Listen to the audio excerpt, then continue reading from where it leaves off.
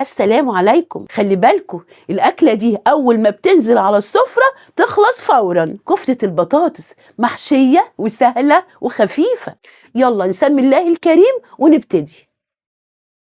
جبت 4 حبات بطاطس كبار، سلقتهم هرستهم زي ما انتوا شايفين كده قدامكم.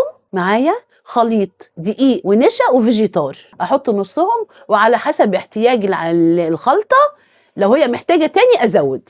احطهم على البطاطس بشكل تدريجي، وحطيت نص حزمة بقدونس. خلي بالكم هنحط الورق مش هنحط العيدان بتاعتها. بعد كده اعجن كويس.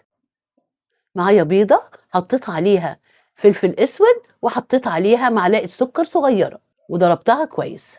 ضفت البيضة على طول وكملت عجن. ضفت معلقة كمون حلوة كده لأنها مهمة جدا للخلطة.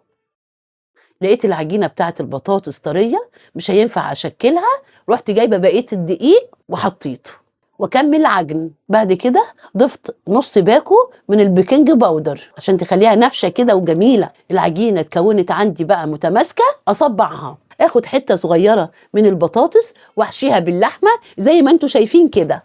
وانا بصبع الكفتة بكون مجهزة جنبي شوية من الزيت وادهن بيهم ايدي علشان الكفتة ما تلزقش.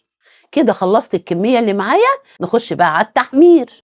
احط الطاسة على النار واحط فيها زيت غزير عشان الكفتة بتاعتي تتحمر كويس جدا من كل الجوانب.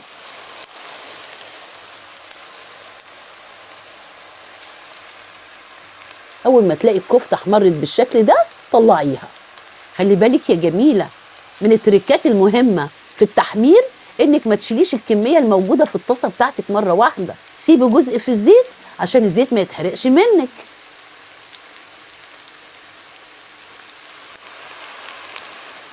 خلاص كده حمرت الكمية اللي عندي، وزي ما انتوا شايفين كده اللهم بارك. ما تنسوش تعملوا لايك وفولو وجربوا الوصفة وابعتوا لي رأيكم. يا سلام عليها مع شوية من الصوص، مفيش أحلى من كده.